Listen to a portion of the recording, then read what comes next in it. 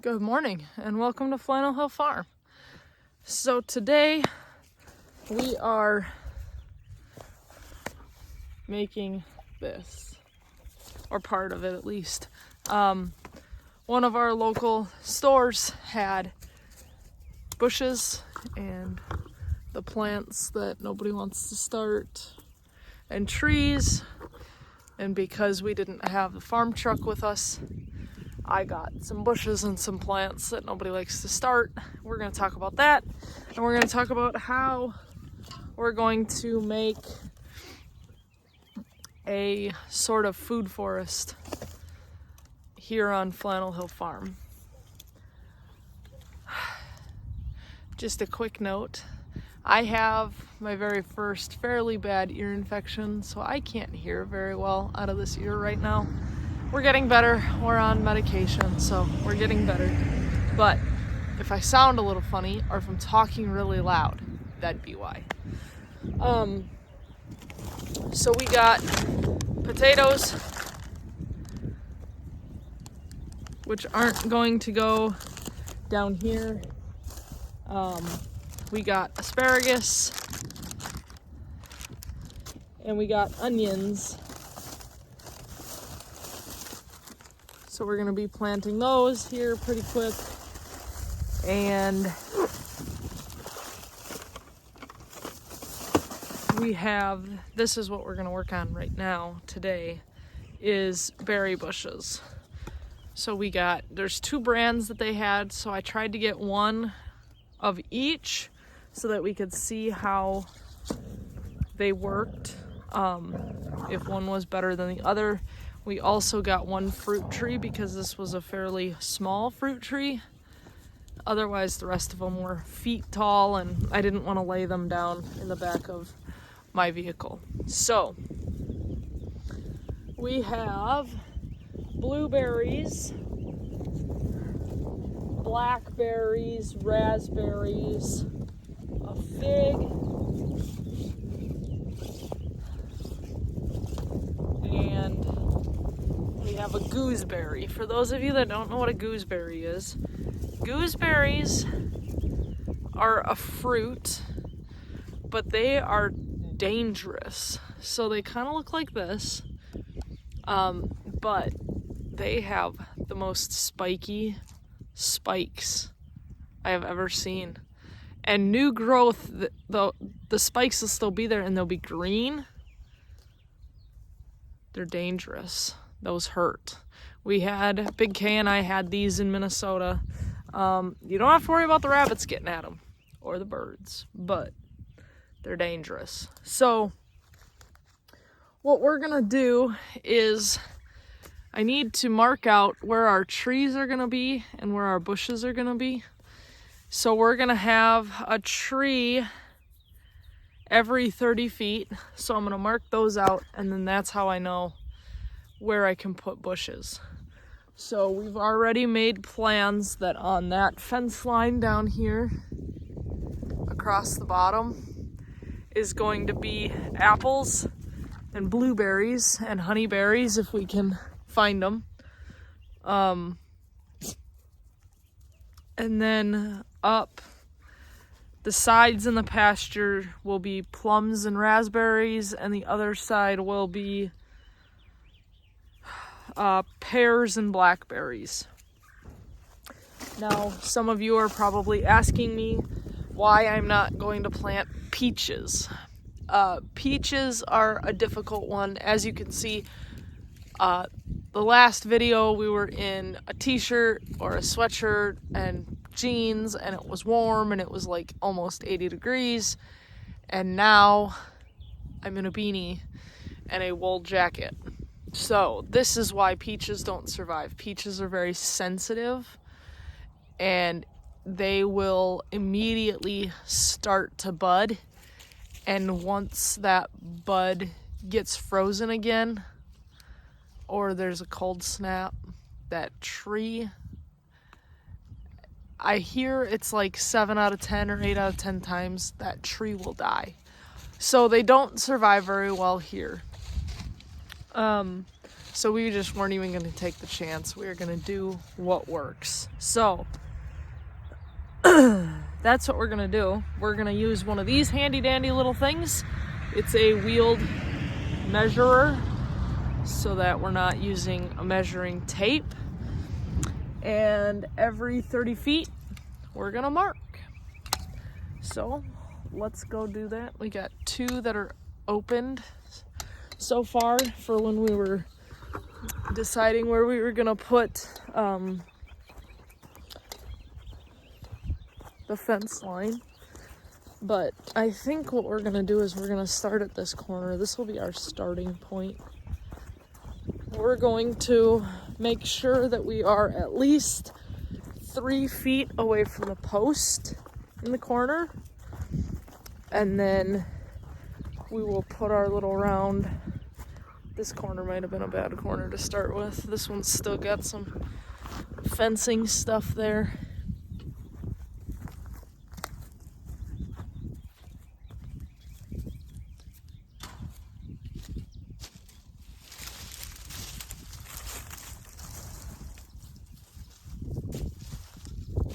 Wow, you guys make a disaster out of some trash.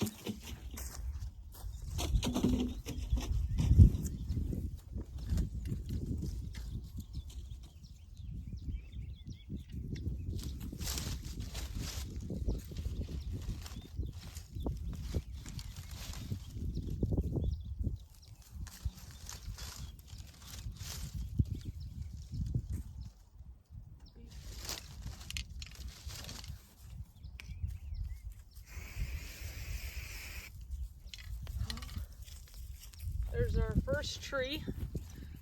So I'm giving our trees about 30 feet so that they can spread their canopies out and not shade each other. Plus, that gives them ample room for their roots to grow and not interfere with each other. And it also gives us a good amount of space for bushes, but it also is apparently the perfect spacing when it comes to cross-pollinating.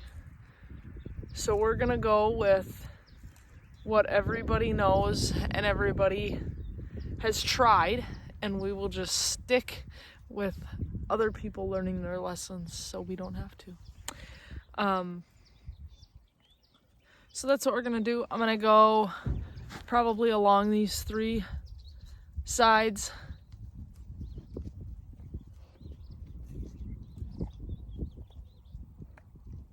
And we'll figure it out from there. Again, I only have the bushes, so I will probably start prepping probably the middle between the trees. I'll put one there, and then we'll see how much that specific bush is gonna branch out, and then we'll plant more. So that'll leave us with a good amount of spacing. We can space them out pretty easily that way. So I think that's what we'll do. So this is how I'm gonna spend some of my morning. This thing is super cool. It extends so you don't have to bend down, but I am going to have to spray, so bending down is gonna be a thing anyways, I think. So that's what we're gonna do. I don't know, these guys, what they're doing over here. What you guys doing?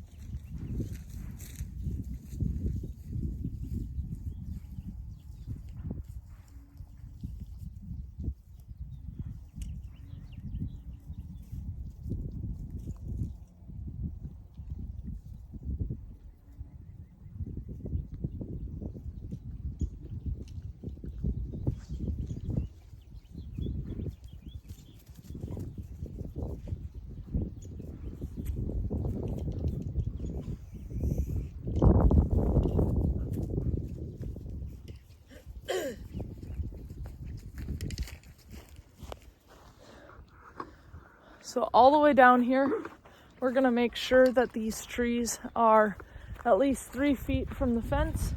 You want to dig up the sod and everything 3 feet around your tree so that it's not competing for nutrition before the roots actually start to go down. Also, you want to keep track of power lines. Make sure your trees aren't going to interfere with the power lines. Power company gets pretty upset if your trees interfere with their power lines. They will also cut at your trees and prune possibly what you don't want pruned. So make sure that your trees don't interfere with their power lines.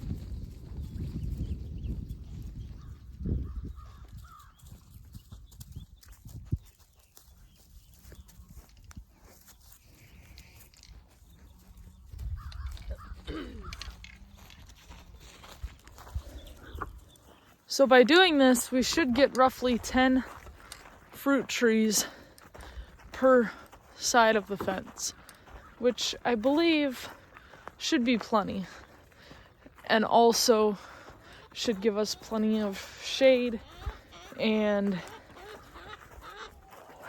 just should be plenty for us and to maybe sell some, give some away. So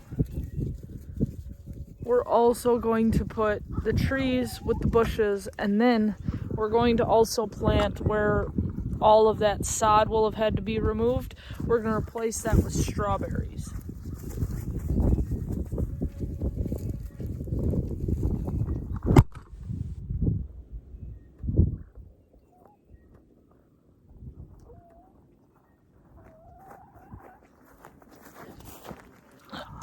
The wind's definitely getting the best of us here.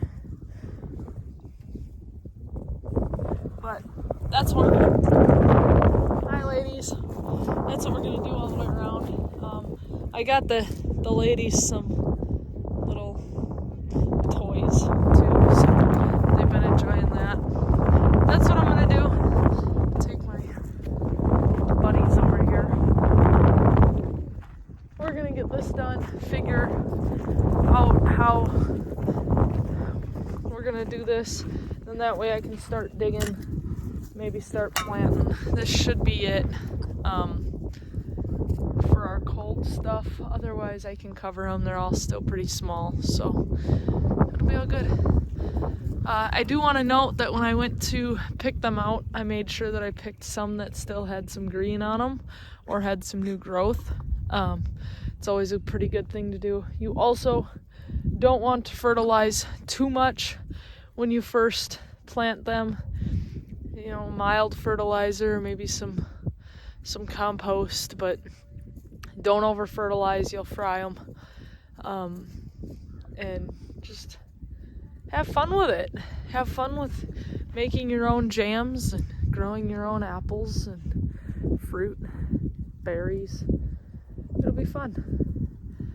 I'm also going 3 feet away from the fence so that the deer can't just like come over or go under or go through. Really working on trying to keep them from getting eaten by any of the predators. We do have some pretty good guard dogs, so we shouldn't really have a predator problem. Creed's pretty good about chasing things off, so that's what I'm doing. That's what we're gonna get done today. Hopefully I get it done. Maybe I can plant some. I'll check the weather again before I do anything, but